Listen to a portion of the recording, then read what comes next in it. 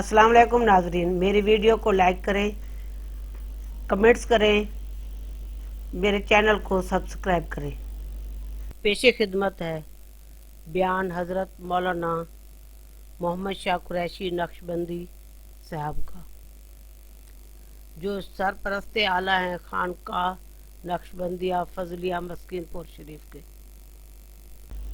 अल्लाह का जिक्र करते रहो, चलते फिरते उठते बैठते, कोई पाबंदी नहीं। वुजू शर्त नहीं है, जगह शर्त नहीं है, लिबास शर्त नहीं है, आवाज शर्त नहीं है, मजमा शर्त नहीं है, कोई पाबंदी नहीं। हथकार वल दिल यार वल, हाथ दुनिया में काम में लगाए रखो और दिल मौला की याद में लगाए रखो।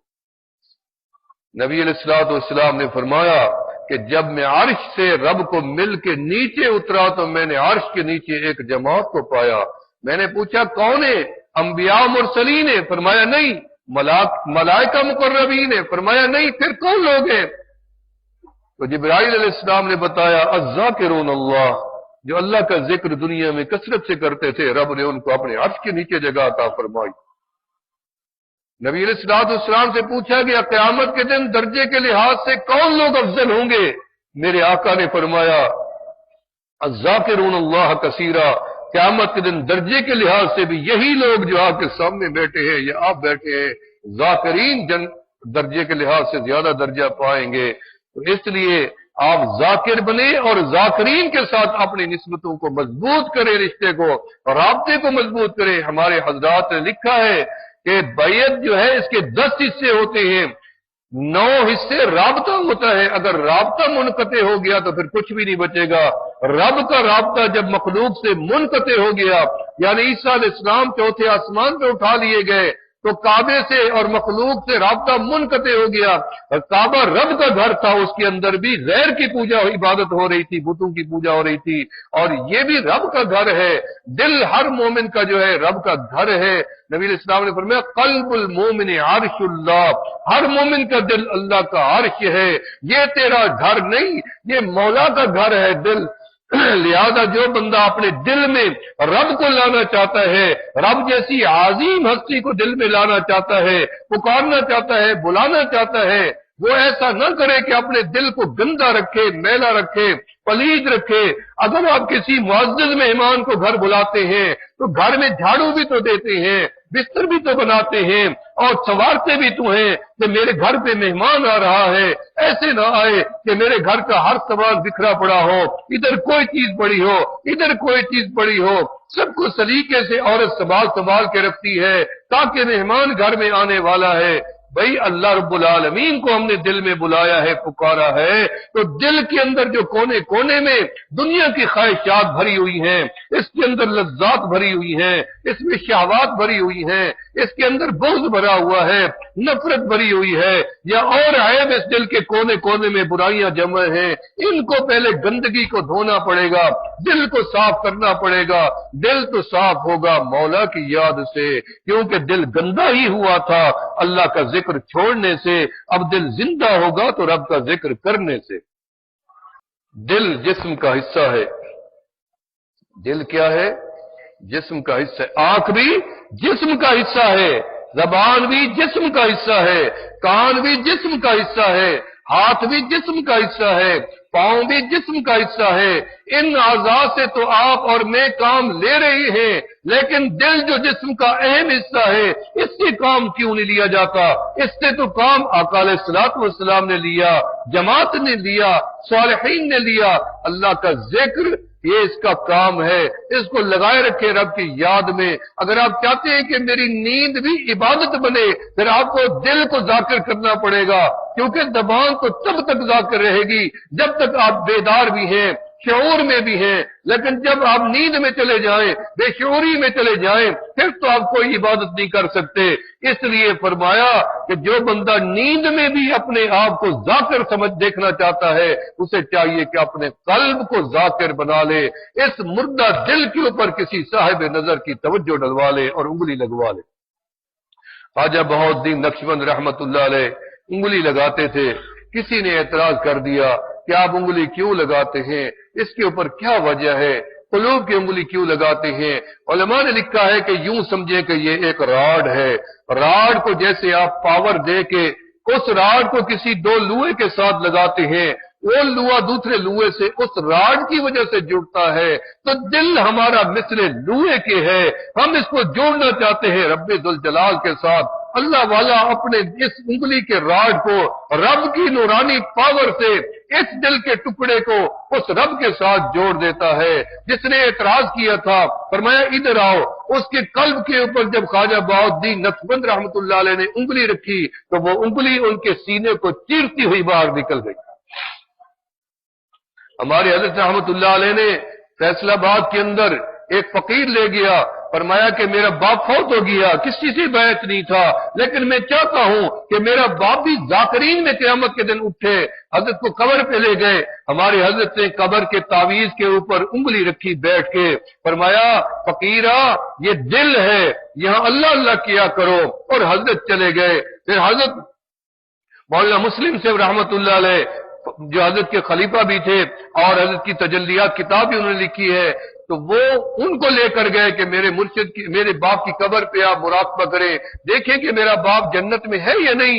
انہوں نے مراقبہ کیا، رب نے کشف دیا اور کھول دیا منظر، فرمایا مبارک ہو تمہارا باپ جو ہے وہ جنت میں بھی ہے اور ذاکرین کے ساتھ بیٹھا ہے اور ذکر بھی نقشبندی کر رہا۔ بڑی دیر اس لیے لگی، میں دیکھتا رہا کہ کس بزرگ سے ان کی نسبت ہے، تو مجھے ان کا کوئی مرشد نظر نہیں آیا، اس لیے میں نے بڑی دیر لگا دی۔ اس نے کہا الحمدللہ اطمینان ہو گیا کہ میرا باپ جنت میں بھی چلا گیا اور ذاکر بھی ہے اور ذکر بھی کر رہا۔ وجہ یہ تھی کہ مرشد کیوں نظر نہیں آیا کہ میرا باپ کسی سے بیعت نہیں تھا۔ مرشد آئے تھے حضرت خواجہ فضل علی قریشی رحمۃ اللہ علیہ، انہوں نے قبر کے اوپر انگلی رکھی تھی اور میرے فرمایا تھا یہاں ذکر کیا کرو، آج مجھے اطمینان ہو گیا۔ تو ان کو ناراضگی ہوئی اور غصہ آ گیا، انہوں نے فرمایا کہ تم نے میرے مرشد کے اس عمل پہ شک کیوں کیا، تم تو ایمان سے خارج ہو گئے ہو، جاؤ دوبارہ توبہ کرو، رب سے معافی مانگو۔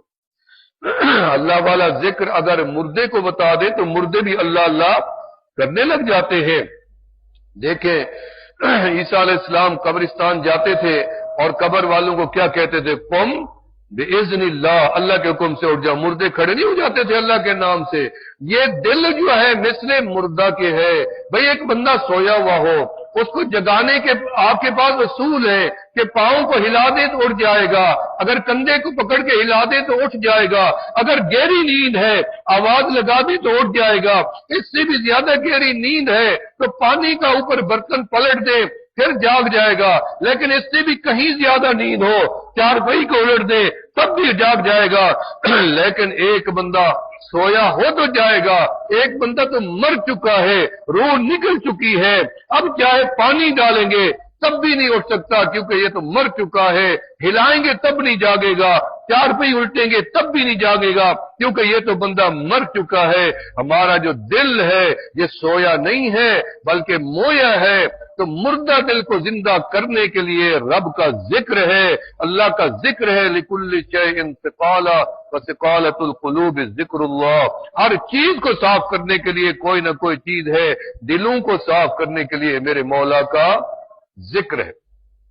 تو ہم تھوڑی دیر کے لیے اللہ کا ذکر کریں گے، اس سے پہلے ہم توبہ اور استغفار کریں گے، مل کے کریں گے۔ توبہ کے کلمات یہ فقیر پڑھے گا، تمام حضرات جو کسی بھی بزرگ سے بیعت ہیں اپنی بیعت کو ملحوظ خاطر رکھتے ہوئے یہ کلمات پڑھیں گے، اور جو حضرات بیعت ہونا چاہتے ہیں اور کسی سے بھی بیعت نہیں ہے یا ہمارے ساتھ منسلک بیعت ہیں وہ اس نسبت کے تحت پڑھتے رہیں تو ان کو بیعت بھی ہو جائے گی اور رسول اللہ صلی اللہ علیہ وسلم کی نسبت بھی مل جائے گی اور ان کی تار کنیکشن مدینے سے سرکار مدینہ صلی اللہ علیہ وسلم سے جوڑ جائے گا۔ پڑھیں بسم اللہ الرحمن الرحیم۔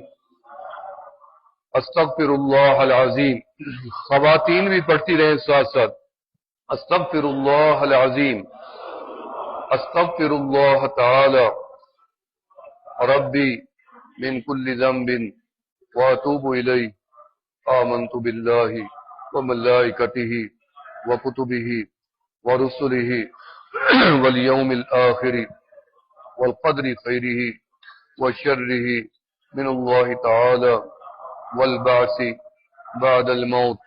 یا اللہ میری توبہ ہے شرک سے، کفر سے، بدعت سے، چوری سے، جھوٹ سے، زنا سے، غیبت سے، ہر گناہ سے۔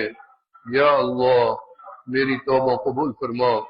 اشہد ان لا الہ الا اللہ وحدہ لا شریک لہ واشہد ان محمدا عبدہ ورسولہ۔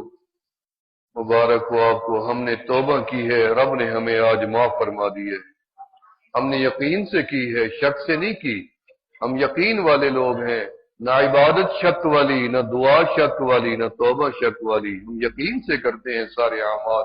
ہم نے توبہ کی ہے، رب نے ہمیں معاف فرما دیا ہے۔ اب جنہوں نے بیعت کی نیت سے پڑھے تھے یا عمومی طور پہ لوگ کھڑے ہیں، تو آپ تسبیحات بھی سمجھ لیں کہ فجر کی نماز کے بعد درود شریف کی تسبیح، ظہر کی نماز کے بعد تیسرے کلمہ شریف کی تسبیح، عصر کی نماز کے بعد پہلے کلمہ شریف کی تسبیح، مغرب کی نماز کے بعد اللہ اللہ اللہ اللہ اللہ اللہ اس میں 2 ضربہ اس میں اعظم کا ذکر، اور عشاء کی نماز کے بعد استغفار۔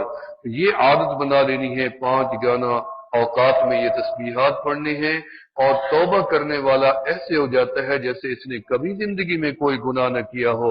آج ہم ایسے ہو گئے ہیں کہ ہمارے ذمہ کوئی گناہ نہیں رہا سوا اس کے کہ جو حقوق العباد ہیں۔